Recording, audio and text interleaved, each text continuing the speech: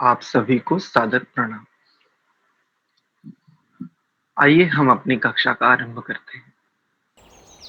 परमपिता परमात्मा की महती अनुकंपा से हम सभी को एक उत्तम ग्रंथ पढ़ने का सौभाग्य प्राप्त हो रहा है। चलिए तनिक प्रभु के समर्पण में जावें।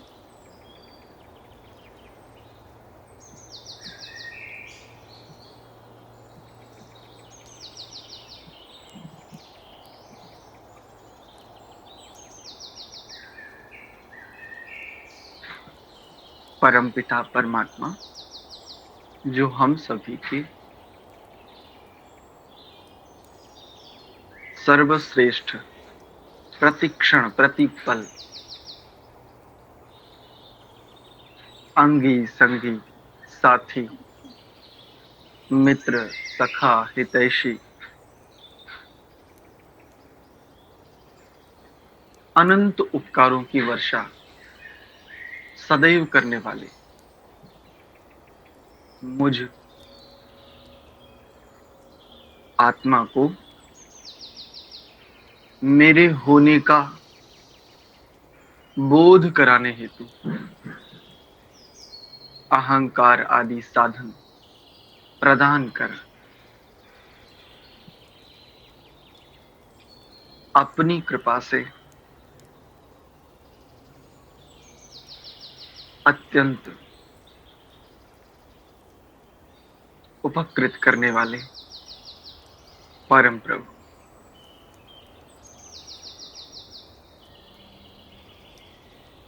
मंत्र पाठ।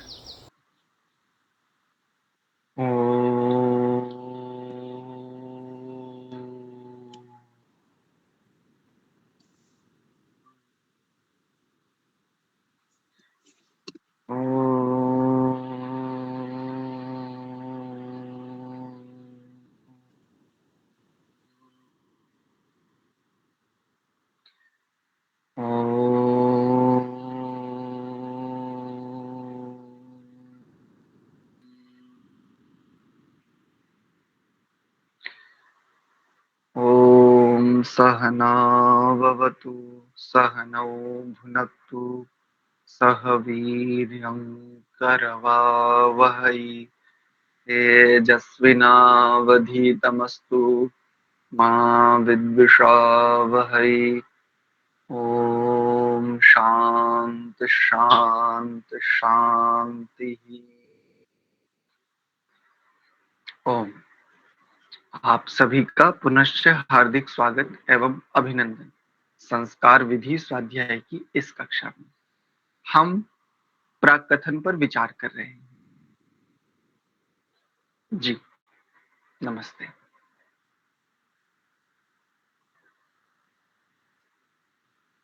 कल तक की कक्षा में प्राक कथन के पृष्ठ संख्या 30 यहां तक हमने विचार किया था। अतः महर्षि के ग्रंथों में पते देना भ्रांतियों को ही जन्म देना है। इस पर हमने एक मोटा मोटा एक बात समझने का यत्न किया था। प्रमाण आदि का संदर्भ प्रस्तुत करना, इससे लाभ लेना, ये विद्वत बुद्धि का कार्य है। सामान्य जनमानस तो इसमें उलझेगा ही। सामान्य जनमानस की तो ऐसी स्थितियां होती ही नहीं है। उसकी तो श्रद्धा कम हो सकती है, समाप्त भी हो सकती है, क्योंकि सामान्य जनमानस को उलझन पसंद होती ही नहीं है। इसलिए सामान्य जनमानस बहुत अधिक तपस्वी भी नहीं होता। जिसके पास जितना तीक्ष्ण, जितना ऊंचा सामर्थ्य होता है बौद्धिक आदि, वह उतना ही अधिक तपस्वी हो सकता है इत्यादि। आज हम जो एक विषय है सामान्य प्रकरण को न समझने से एक भ्रांति, इसको देखने वाले हैं। महर्षि दयानंद ने सामान्य प्रकरण के विषय में बहुत ही स्पष्ट लिखा है। क्या लिखा है?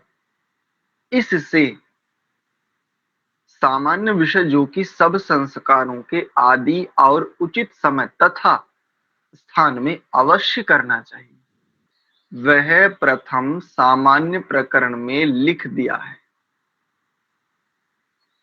और जो मंत्र व क्रिया सामान्य प्रकरण की संस्कारों में लिखी हैं कि जिसको देख के सामान्य विधि की क्रिया वहां सुगमता से कर सके, और सामान्य प्रकरण का विधि भी सामान्य प्रकरण में लिख दिया है, अर्थात वहां का विधि करके संस्कार का कर्तव्य कर्म करें। संस्कार विधि भूमिका। अब इसमें भ्रांति क्या है उस पर हम आते हैं। दो तीन बातें इन्होंने कही हैं। भाई जो भी संस्कार है उस संस्कार के करने से पूर्व सामान्य प्रकरण अवश्य किया करें, एक बात। और वहां पर जब हम आगे उन संस्कारों को देखेंगे, वहां पर जो सामान्य प्रकरण में इन्होंने कहा है वो वैसा का वैसा ही वहां नहीं दिया। वहां पर बस इतना लिखा मिलेगा, जैसे आपको सामान्य प्रकरण के पृष्ठ संख्या इतने से ऐसा करें, ऐसी इन मंत्रों से आहुतियां देवें, पृष्ठ संख्या इन पर लिखे ऐसा करें, प्रमाणे लिख ऐसा करें, ऐसा मिलेगा। और विस्तार से बचाया है। यदि हर स्थान पर वैसा ही देते तो ग्रंथ और अधिक विस्तार को प्राप्त हो जाता और सुगमता से सभी लोग सामान्य विधि आदि का निर्वहन कर सके। ये आइए देखते हैं कि भ्रांति कौन सी है। इस महर्षि के लेख को न समझकर कुछ विद्वान पुरोहित ऐसा भी करते हुए देखे गए हैं कि प्रथम सामान्य प्रकरण की सब विधियां कराकर फिर संस्कार की क्रियाएं प्रारंभ कर देते हैं। उन्हें अप्रयुदित ऊपरी उद्धृत, ऐसा इसका पदच्छेद करेंगे, ऊपरी उद्धृत महर्षि की रेखांकित पंक्तियों पर विशेष ध्यान देना चाहिए, जिसमें बहुत ही स्पष्ट है कि संस्कारों में सामान्य प्रकरण की जिन विधियों की आवश्यकता है उनका महर्षि ने यथास्थान पृष्ठ तथा क्रिया का नाम देकर निर्देश किया है।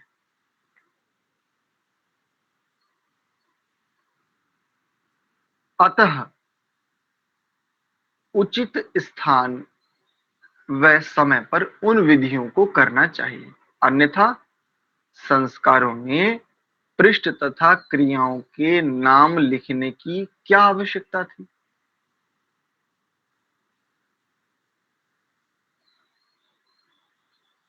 यदि सामान्य प्रकरण की समस्त विधियां संस्कारों के प्रारंभ में करनी ही होती,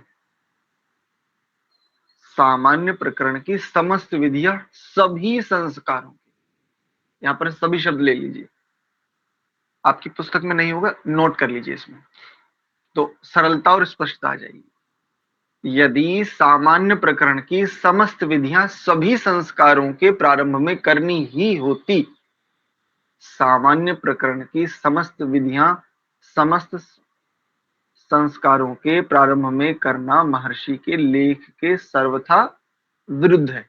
क्यों? तो देखो अभी हम पढ़ करके आ रहे हैं ना ऊपर,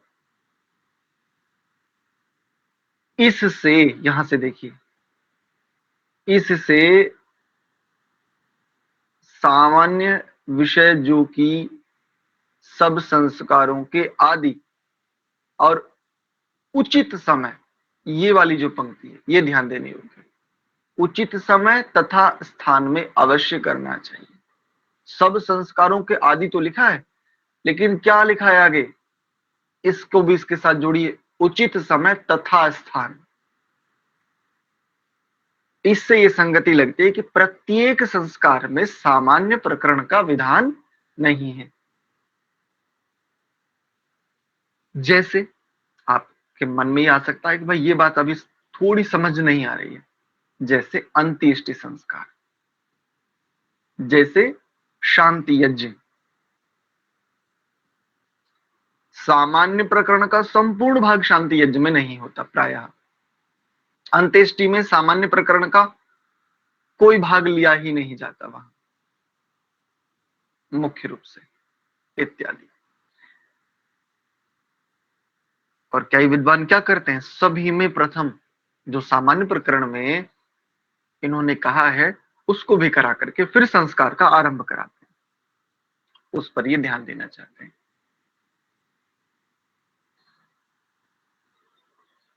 यहां से देखेंगे आगे, इस अब पृष्ठ संख्या 31 पर आ जाइए।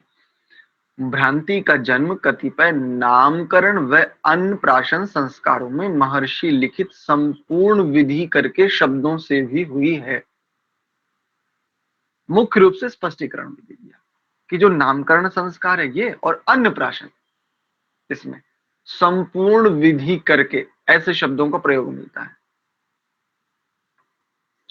ये जो भ्रांति है इसका जन्म इन शब्दों के आधार पर हुआ है। और देखिए इसका समाधान ये क्या लिखते हैं, इसको भी समझते हैं पहले इन्हीं के शब्दों में।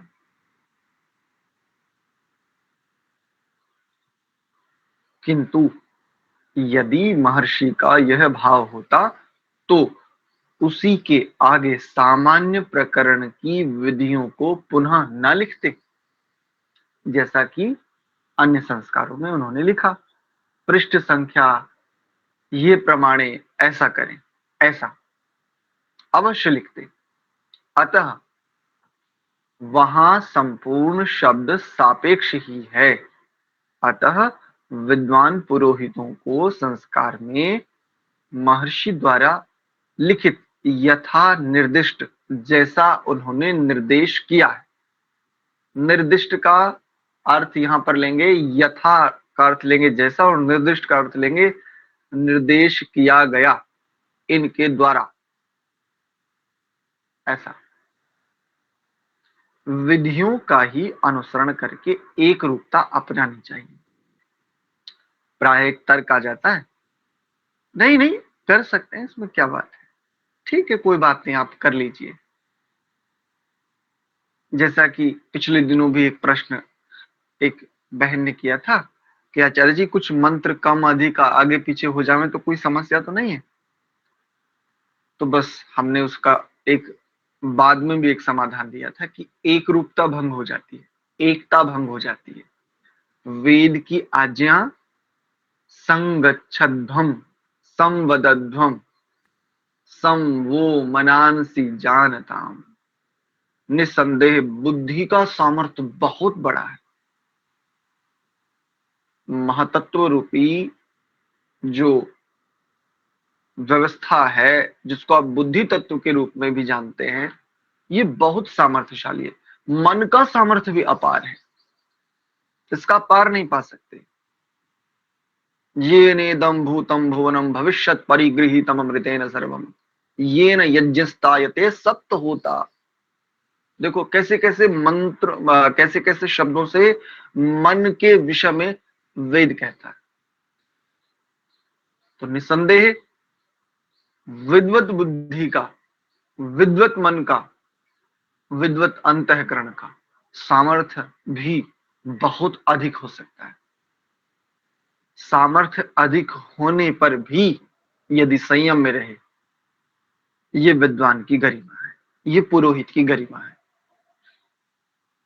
पर्याप्त प्रचुर मात्रा में सामर्थ्य होते हुए भी जो संयम में रहे, ये तप है, ये है शालीनता। इसको आप नैतिकता समझें, इसको श्रेष्ठाचार कह सकते हैं, श्रेष्ठ आचरण। सामर्थ्य होने पर यदि लोक में देखें तो पशुओं को आपस में लड़ते देखा जाता है। वहीं दूसरी ओर अन्य प्राणियों को भी लड़ते झगड़ते देखा जाता है। और ऐसे ही पशुओं की भांति ही सामर्थ्य भीतर में उपस्थित होने पर मनुष्यों को भी पशुओं की भांति लड़ते देखा जाता है। तो सामर्थ्य भी हो और वो संयमित हो, ये है शिष्टाचार, जिसको श्रेष्ठ आचार, जिसको आचरण शब्द से भी आप जानते हैं। इसलिए यदि आपका बौद्धिक उहित सामर्थ्य इतना उच्च है भी कि आप उसके पक्ष में प्रमाण, तर्क, युक्ति प्रस्तुत कर देंगे, सामान्य जनमानस को आप शांत कर देंगे, महर्षि ने जिसका विधान नहीं भी किया, यदि ऐसी भी कोई क्रिया कराएंगे, तो फिर भी सबसे पहले जो हानि होगी वो हानि होगी एक रूपता की, इस वेदाज्ञा की। संगच्छध्वम, एक जैसे गमन करें, गति करें, एक जैसे बढ़े। संवदध्वम, एक समान बोलें। और एक समान बोलने के लिए देखो कितना सटीक वर्णन, एक रूपता के लिए कितनी उत्तम बात कही। यदि संवदध्वम समझ में ना आवे तो सम वो मनांसी जानताम, मन से भी एक समान व्यवहार करने वाले। इसका लाभ क्या होता है? तो एकता में कितना बल होता है, कितना सामर्थ्य होता है, इसको आप बहुत अच्छे से समझ सकते हैं। जब गुरुकुल में कभी कभी आप गए होंगे अवश्य ही, या कभी जाए, तो जो ब्रह्मचारी अथवा ब्रह्मचारिणियां एक रूपता का पालन करते हैं, जो उनके आचार्य ने निर्देश किया और वही पालन करते हैं, कोई आगे पीछे नहीं जाता, इधर उधर नहीं जाता। सामान्य मंत्रों का सामान्य उच्चारण भी जब वो एक रूपता का पालन करते, तो देखो वहां पर जो क्रिएशन होता है, वो एक स्वर में जो पाठ कर रहे होते हैं, देखो हमें कितना आनंद आता है। और ये एक रूपता भीतर में उत्साह को बढ़ाने वाली है, बल को बढ़ाने वाली है। सामाजिक रूप से तो ये लाभकारी है ही, व्यक्तिगत रूप से भी इसका बहुत अधिक लाभ होता है। जैसे एक और बात कह करके फिर आगे चलते हैं। यदि आप आर्य समाजों में जावें, जो आर्य समाज से संबंधित संस्थान है, इनमें जावें, और जिस भी आप विद्वान को, पुरोहित को, या वहां पर वस रहे मुनि को, यति को आप देखें, लगभग प्रत्येक की शैली पृथक पृथक मिलती है। और कई बार क्या होता है, हम उनके साथ स्वर नहीं मिला पाते, हम उनके साथ ठीक ठीक उच्चारण नहीं कर पाते, उनकी शैली ही अलग है। कुछ लोग गाते हैं मंत्रों को, अब हमें तो उनके जैसा गाना नहीं आता, और सभी को सभी के जैसा गाना आ भी नहीं सकता। तो यहां पर क्या होता है, जो रुचि से, श्रद्धा से यज्ञ आदि उपक्रमों में सम्मिलित होने आए थे, जो उत्सव मनाने आए थे, जो चित्त का प्रसाद बढ़ाने आए थे, अब यहां पर क्या होता है, उदासीनता, उपेक्षा। या तो प्राय व्यक्ति ऐसा करता है, या अगली बार नहीं आएगा। ये देखो इतनी बड़ी हानि होती है। दूसरे किन्हीं भी लोगों को देखो, किन्हीं को भी अजान देने वाले एक रूपता से अजान देते हैं, कहीं का भी हो, अजान कहेंगे तो बिल्कुल वैसे ही कहेंगे। चर्च में देखो प्रार्थना करने वाले जो भी जिस तरह का चलता है उनका एक ही प्रारूप है, एक ही पैटर्न फॉलो करते हैं, बिल्कुल एक रूपता। और देखो हमारा ही सनातन समाज हनुमान चालीसा पढ़ेगा, एक रूपता, कहीं का भी हो वैसे ही पढ़ेगा, बिल्कुल वही। गुलशन कुमार नाम के एक व्यक्ति हुए, इन्होंने हनुमान चालीसा जिस प्रकार से गा करके समाज को प्रस्तुत किया, अधिकांश लोग उसी का अनुसरण करते हैं।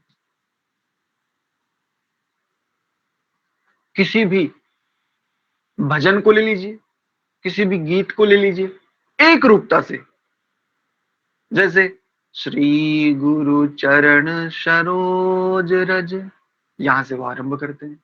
किसी भी भजन को ले लीजिए, किसी को भी, ओम जय जगदीश हरे इत्यादि, एक रूपता है। और उनके पास सैद्धांतिक व्यापकता नहीं होते हुए भी, उनके पास स्पष्ट दृष्टि नहीं होते हुए भी, देखो उनका बल दिखता है, उनका सामर्थ्य दिखता है, उनकी प्रचंडता सामने वाले को परास्त कर देती है। यदि हमारे पास इतना उत्तम, इतना बृहद सामर्थ्य है, तो बस हमें ये ध्यान रखने की आवश्यकता है, जिसके पास जितना अधिक सामर्थ्य हो और उस सामर्थ्य को भी यदि वो संयमित रख ले जावे, आप देखिए उन्नति, वृद्धि, प्रसार, उसकी व्यापकता, उसके प्रभाव, उसका प्रकाश सुदूर पर्यंत फैलता जाएगा। इसलिए एक रूपता भंग नहीं होनी चाहिए। कहीं पर यदि एक रूपता भंग होवे, कहीं पर यदि मत ऐक्यता ना होवे, विचार भेद हो जावे, सीधे ऋषियों के पास चले जावे। कोई भी हो, मैं हूं, आप हो, कोई भी हो, कोई भी हो, यदि कोई विद्वान है और आपको लग रहा है कि भाई इनकी शैली थोड़ी पृथक है, बहुत एकदम विनम्र भाव से उनसे जाकर के, आचार्य जी यदि ये शैली इस प्रकार से सभी के साथ हो जावे, एक श्रुति आदि में सामान्य हो जावे, तो सबके लिए अधिक लाभ हो जावे, अवश्य मानेंगे। बस वहां पर सिखाने मत जाना, ये ध्यान रखना। सामान्य लोगों के लिए, हम जैसे जो सामान्य लोग हैं, यदि वो विद्वानों को सिखाने जाएंगे, उनके शिक्षक बन के, तो समस्या हो जाएगी। यदि हमारी सही बात भी है, तब भी हम यदि उसको निवेदित रूप में रखते हैं, सामने वाला उसको स्वीकार करने के लिए विवश हो जाता है। और यदि हम आधिकारिक दृष्टि से रखते हैं, तो फिर समस्या होती है। अस्तु, आगे देखिए, अगला अनुच्छेद है संस्कारों में उपदिष्ट कर्तव्य। उपदिष्ट, उपदेश किए गए, ऐसा कौन कौन से कर्तव्य हैं, आइए देख लेते हैं। महर्षि दयानंद ने संस्कार विधि में जहां संस्कारों का समय तथा, यहां से देखिए, संस्कारों की विधियां सप्रमाण लिखी हैं, वहां संस्कृत व्यक्तियों के लिए जो जो कर्तव्य धर्म आवश्यक हैं, उनका भी सप्रमाण उपदेश दिया है। क्या यह कर्तव्योपदेश, कर्तव्य का उपदेश, इसके लिए इन्होंने संधि करके लिख दिया इसको, कर्तव्योपदेश संस्कार के दिन तक ही निश्चित है। अर्थात बात को समझते हैं, जो संस्कारों में समय और विधियां सप्रमाण लिखी, और संस्कृत व्यक्तियों के लिए, अब संस्कृत व्यक्ति क्या होता है, जो संस्कारों से, सुसंस्कारों से युक्त है, उसको संस्कृत कहेंगे। जैसे संस्कृत समझ में ना आए तो संस्कारित व्यक्तियों के लिए, ऐसा शब्द ले लीजिए, तो आपको सरलता हो जाएगी, स्पष्टता हो जाएगी। वहां संस्कारित व्यक्तियों के लिए जो जो कर्तव्य धर्म, कर्तव्य कर्म शब्द आपने अधिकांश पढ़ा है, लेकिन एक नया शब्द यहां पर देखिए, कर्तव्य धर्म। कर्तव्य कहते ही उसको है जो किया जाना चाहिए, जो किया जाना योग्य हो, और उसको भी ये क्या कह रहे हैं, ये धारण करने योग्य है। इसके, इनके इस शब्द से ये स्पष्टता हो जाती है, जो कर्तव्य है वो केवल किसी दिन विशेष नहीं करना चाहिए, वो तो धारण करने योग्य है, वो धर्म है। क्यों? तो देखो इसका स्पष्टीकरण कितने अच्छे से देते हैं। क्या यह कर्तव्योपदेश संस्कार के दिन तक ही निश्चित है, उसके बाद उसकी कोई विशेषता, उसका कोई महत्व नहीं रह जाता? ऐसा महर्षि का भाव नहीं है। कर्तव्य कर्मों में दो प्रकार के उपदेश महर्षि ने लिखे हैं। कौन कौन से लिखे हैं उनको भी देख लेते हैं। सामान्य धर्म और विशेष धर्म। अब इनको भी देखो समझाते हैं कि सामान्य धर्म किसे कहते हैं और विशेष धर्म किसे कहते हैं।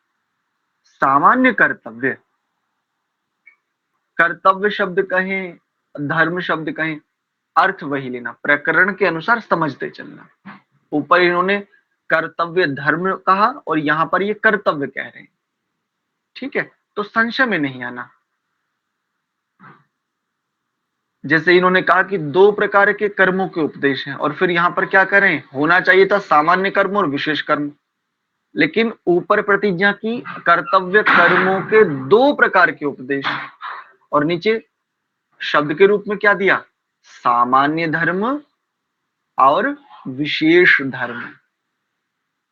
तो जो कर्तव्य धारण किया जाना चाहिए और धारण ही होना चाहिए, ऐसा नहीं जब वो कर्म करना हो तब धारण कर लें फिर छोड़ देंगे बाद में। जैसे एक उदाहरण देता हूं, जैसे यज्ञोपवीत एक बार धारण करते हैं तो मृत्यु पर्यंत धारण किए रहते हैं। हाँ, यदि बीच में कोई अत्यधिक शारीरिक व्याधि आदि आ जावे तब तब विकल्प है कि हम यज्ञोपवीत को अपने देह से पृथक कर सकते हैं। और दूसरा क्या है, यदि हम किसी ऐसे गुप्त विभाग में काम करते हैं, हमें अन्य लोगों के बीच रह करके यदि काम करना होता है, तब भी हम यज्ञोपवीत को अपनी देह से पृथक रख सकते हैं इस रूप।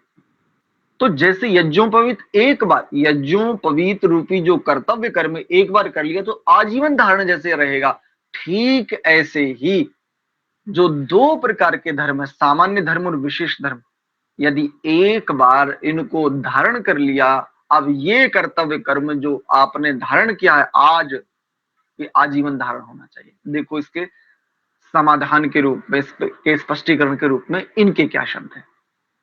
देखिए, सामान्य कर्तव्य तो सब मनुष्यों को सब अवस्थाओं में करने ही चाहिए, जो सामान्य कर्तव्य, किंतु जो विशेष कर्तव्यों की शिक्षा दी है उनका पालन तब तक अवश्य करना चाहिए जब तक दूसरा संस्कार न हो। कैसे समझे भाई, क्या कहना चाहते हो, स्पष्टता नहीं आ रही है तो देखो अगली ही पंक्ति देखो, यहां से स्पष्ट आ जाएगी। जैसे वेदारंभ संस्कार में जो ब्रह्मचारी व ब्रह्मचारिणी को कर्तव्य कर्मों का उपदेश किया है, वेदारंभ संस्कार में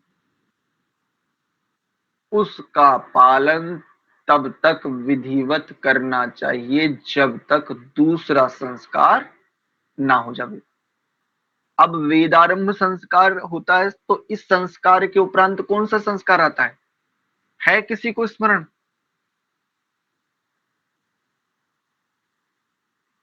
नहीं है, चलो हम बताते हैं, समावर्तन। तो जब तक समावर्तन संस्कार ना हो जाए, जब तक आचार्य उसकी विद्या पूरी होने के उपरांत उसका वर्ण आदि निर्धारित न कर देवे, तब तक ये जो उसको उपदेश किया गया ना वेदारंभ संस्कार में उन कर्तव्य कर्मों का, तब तक वो उनको धारण रखे ही रखे। कहने का तात्पर्य, ये आगे की पंक्ति देखें, कहने का तात्पर्य यह है कि समस्त संस्कार एक श्रृंखला की भांति परस्पर संबद्ध तथा किसी विशेषावस्था को छोड़कर क्रमबद्ध ही हैं। एक श्रृंखला, श्रृंखला के शब्द ना पकड़ में आवे तो इसको माला शब्द से पकड़ सकते हैं। जैसे माला होती है ना, एक दूसरे से संबद्ध होती है, पृथक पृथक मोती होते हुए भी, धागा पृथक होते हुए भी एक दूसरे के साथ संबद्ध होते हैं, बस ऐसे। और यहां पर जो इनके शब्द हैं, तथा किसी विशेष अवस्था को छोड़ करके, तो विशेष अवस्था हमने पहले ही कह दिया भाई, यदि कोई शारीरिक व्याधि आ जावे उस स्थिति में, और यदि आप किसी ऐसे स्थान में हो, किसी ऐसे विभाग में आप कार्यरत हो जहां आप इस प्रकार के प्रतीकों को धारण करेंगे, तो आपके जीवन को खतरा हो सकता है। वहां पर भी इनको छोड़ा जा सकता है उतने समय के लिए, जिससे मानव जीवन स्वतः ही जीवन के लक्ष्य की ओर अग्रसर होकर प्रगति करता जाए। अतः स्पष्ट है कि संस्कारों में उपदिष्ट धर्म दूसरे संस्कारों तक श्रद्धा से अवश्य करते रहना चाहिए। विनीत राजवीर शास्त्री। तिथि फाल्गुन कृष्ण प्रतिपदा, संवत 2034, विक्रम संवत 2034, और तिथि क्या है? 24/2/1978। यहां हमारा प्राक कथन पूर्ण होता है। इन्होंने एक बात कही, जिससे मानव जीवन स्वतः ही जीवन के लक्ष्य की ओर अग्रसर होकर प्रगति करता जाए। तो इसके लिए मैं एक बात कहा करता हूं, आप लोगों ने सुनी भी है, गंभीरता से विचार कीजिए। विचार करेंगे तो इस छोटे से वाक्य में आपको बहुत बड़ा समाधान मिलेगा। जैसा मैं कहा करता हूं, जैसा अन्य भी कई सारे लोग कहते हैं, दूसरे का प्रत्यक्ष हमारा प्रत्यक्ष तब तक नहीं होता जब तक हम उसको भीतर से ग्रहण कर स्वीकार न कर लेंगे। सुनने मात्र से प्रत्यक्ष नहीं होता। न श्रवणेन लभ्य, न कथनेन लभ्य। यदि सुनकर के हम कह भी दें तब भी दूसरे का प्रत्यक्ष हमारा प्रत्यक्ष हो जावे आवश्यक नहीं। उदाहरण, योग समाधि। पढ़ाने वाले अनेकों आचार्य, अनेकों विद्वान विदुषी ऐसे हैं, क्या उनकी समाधि हो गई, सिद्ध हो पाई है क्या? अधिकांश लोग ऐसे होंगे जिनकी समाधि अभी तक सिद्ध नहीं हो पाई। तो जो उन्होंने समाधि में कहा है, समाधिस्थ बुद्धि से कहा है, अभी तक उनका प्रत्यक्ष इनका प्रत्यक्ष नहीं हुआ है। तो अभी तक ये जो आलोडन विलोडन चल रहा है, ये किसके आधार पर है? वही विद्वत बुद्धि के आधार पर, इत्यादि। तो जीवन में उद्देश्य और जीवन का उद्देश्य, हम प्रायः जैसे ही इन सिद्धांतों के समीप आते हैं तो हम बस एक बात पकड़ लेते हैं, जीवन का उद्देश्य समझो। जीवन का क्या उद्देश्य है हमारे? सीधा बताते हैं, मोक्ष। बस मोक्ष चाहिए। निस्संदेह ये तो पराकाष्ठा है। जब ये भाव भीतर में उपस्थित हो जावे ना कि बस अब केवल मुक्ति, केवल मुक्त होना है, मुक्ति चाहिए भी नहीं, मुक्ति कोई प्राप्तव्य नहीं है, ध्यान रखिए। मुक्ति तो रिक्तता है, मुक्ति को तो सिद्ध करना है। जो कुछ भी चित्त रूपी व्यवस्थाओं में, अंतःकरण रूपी व्यवस्थाओं में जो भी कुछ संचित है संस्कारों के रूप में, संचित प्रारब्ध के रूप में, इन सब से रिक्त हो जाना, मुक्त हो जाना है। तो मुक्ति प्राप्त करेंगे ऐसा भी चलता है। सामान्य कथन में ऐसा कह दिया जाता है, ईश्वर की प्राप्ति। ईश्वर की प्राप्ति नहीं होती,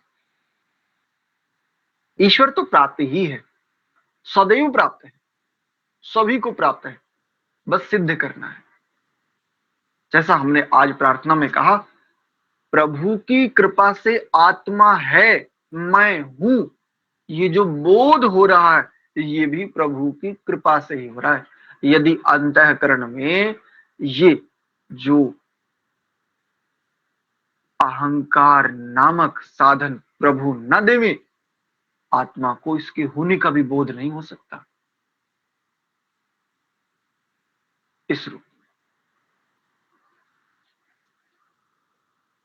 तो जीवन में भी उद्देश्य होना चाहिए। जीवन का उद्देश्य, ये तो ऊंची दृष्टि है। निस्संदेह जितनी जल्दी ये भी समझ में आ जावे, तो जीवन में जो जो उद्देश्य होंगे जीवन को चलाने के लिए, जीवन व्यवस्थित रहे, ठीक ठीक चले, इसके लिए जीवन में उद्देश्य भी होने चाहिए। यदि जीवन में उद्देश्य नहीं है तो फिर जीवन ठीक नहीं चलता, क्योंकि जीवन में यदि कुछ उद्देश्य होते हैं तो व्यक्ति उद्यमी रहता है, प्रयत्नशील रहता है, जिसको आप पुरुषार्थी भी कह देते हो। वस्तुतः पुरुषार्थ को लेकर के दर्शन कुछ और ही बात करता है।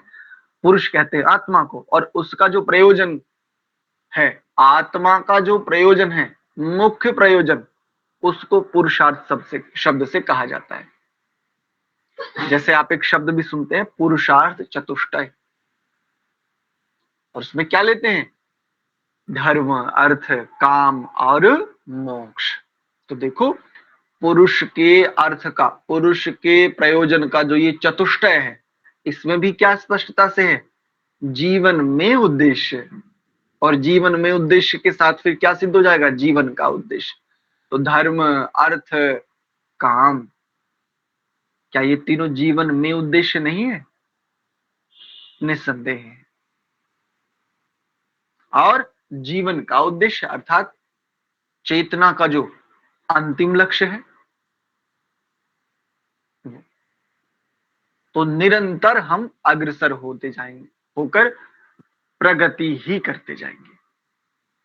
अलग। तो आज यहां आपका प्रकथन पूरा होता है। कल हम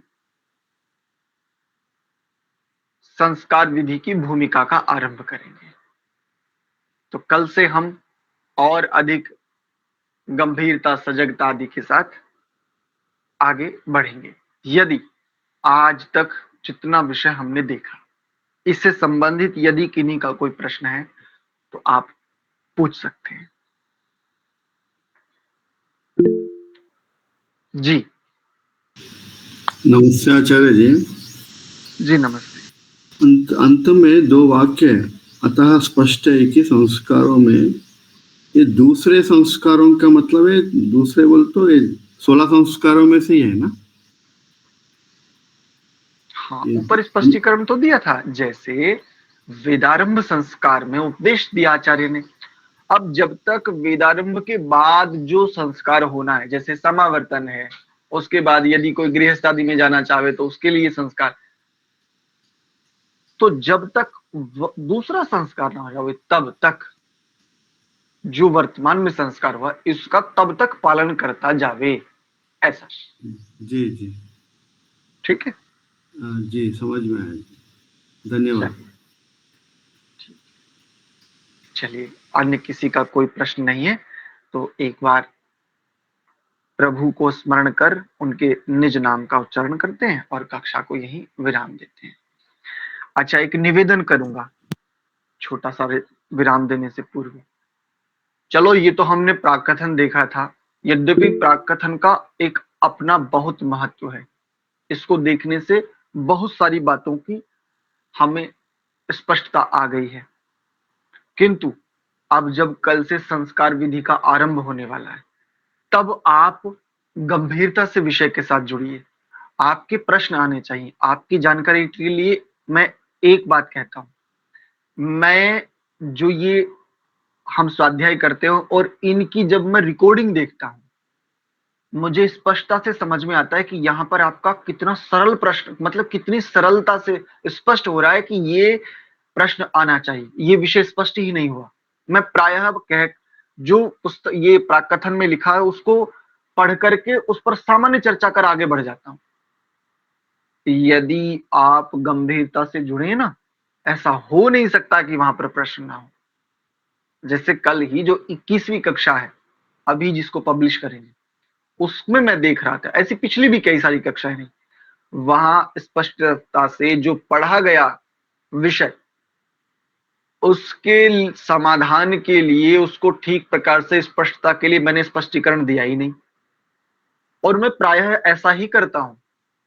और जब मैंने पूछा कक्षा के अंत में क्या किन्हीं का कोई प्रश्न है, तो आपने भी कोई प्रश्न नहीं किया। ऐसी कई कक्षाओं में मैं देखते हुए आ रहा हूं। चलो, अभी तक तो मैं ये देख रहा था कि देखे शायद अब आप लोग प्रश्न करें, शायद अब आप लोग पूछे। आगे आप गंभीरता से बने रहना, ठीक है? जी, स्मृति जी ने हैंड रेज किया। कोई प्रश्न है क्या आपका? आचार्य जी, एक छोटी सी रिक्वेस्ट है। जी, आप प्लीज वो जो जिसमें आपने संस्कार की डेफिनेशन दी है वो वाला लिंक भेज देंगे। मैंने एक दो वीडियो आपकी देखी है, उसमें मुझे मिला नहीं। आई थिंक शुरू में ही होना चाहिए, वो शुरू की कक्षाओं में। ठीक है, हम भिजवा देंगे आपको। जी, थैंक यू, बहुत जी धन्यवाद। जी, ठीक है। तो आइए एक बार प्रभु के निज नाम का स्मरण कर अपनी कक्षा को यही विराम देते हैं। तो कल से हम संस्कार विधि की भूमिका का आरंभ करेंगे। तो बस अभी तक जो आपने किया ना, इसको बालपन कहते हैं। जो आपका ये रहा ना, इसको बालपन कहते हैं। जैसे बच्चों से कक्षा में पूछे, सबको समझ आया, तो बच्चे एक संवेद स्वर से कहते हैं जी गुरुजी। और गुरुजी पूछे अच्छा तू खड़ा हो जा, बता क्या समझ में आया। बोले गुरुजी मुझे ना थोड़ा समझ में नहीं आया। बोले बेटा अभी पूछा तो तब तो कह रहे थे। बोले जी स्वर से स्वर मिला रहा था।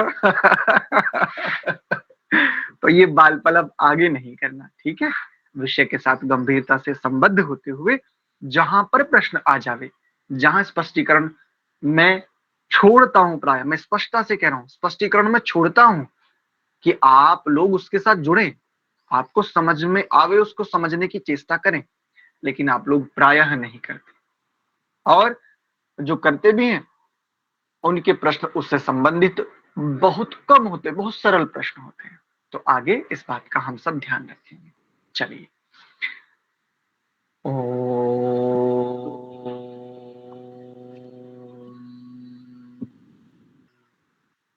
शांति शांति शांति। आप सभी को बहुत बहुत धन्यवाद, सादर प्रणाम। सर्वेभ्यो नमः।